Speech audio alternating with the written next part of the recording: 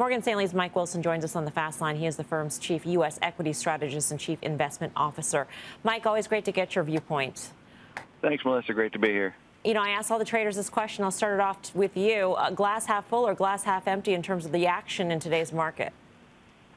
Well, I can tell you this. I mean, this type of action is just not comforting. I don't think anybody's going home feeling like they got this thing nailed, even if they bought the lows. So, I mean, this volatility has just got to settle down.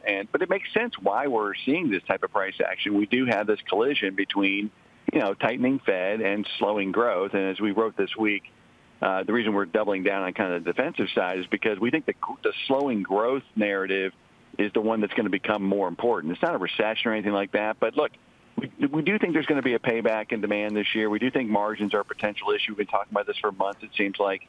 And we think the market is going to focus on this. So that does lend itself to owning companies that have earnings, stability, visibility, and achievability relative to expectations. That's where the valuation comes in. And that's how we're set up. And quite frankly, it's been working really well since, mid-November. And we're going to stick with it because I don't see that dynamic changing just because we had a big sell-off and a rally today. We were just talking about sort of the vacuum of events, for the equity markets, aside from earnings, and obviously earnings is a huge event. But you're predicting a fall for the S&P 500 below 4,000 in the next 3 to 4 weeks. So what do you think is a catalyst? Is it just getting the clear picture from corporate America that margins won't be as good as you say? I mean, what do you think, precipitates this? Yeah, I mean, part of it is I'm hoping for that trade below 4,000 because, look, my upside target, my base case is 4,400 for year end. So, if I think that's the case and I need something below 4,000 to get really constructive. So I do think it will happen. I think it's a combination of the Fed continuing on this course. They're doing their job. They're not going to back off because the market sold off a bit here.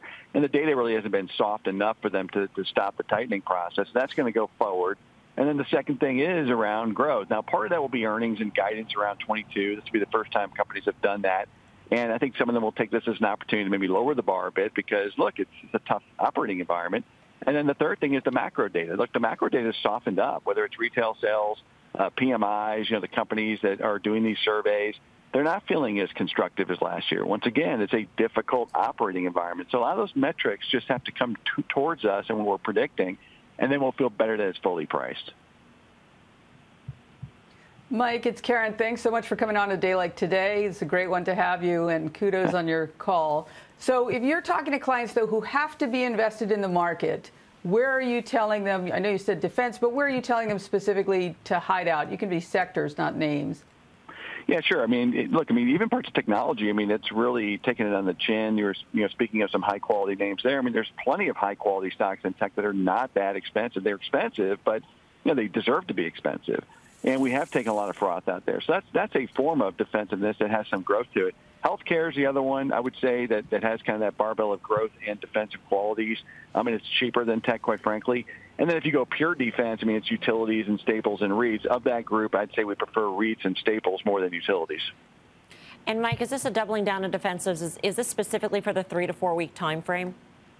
Well, we'll see how it goes. I think, maybe nothing happens in the next 3 or 4 weeks in terms of price, and it doesn't give us an opportunity to go back in some of these areas. The main point of the note today, though, Melissa, was that basically the cyclical group, we're not making a big bet on cyclicals here like we were a year ago because growth is decelerating. And we think people got a little too excited on these cyclical parts of the market, and we think that's wrong-footed. So that's really the main message of the note today.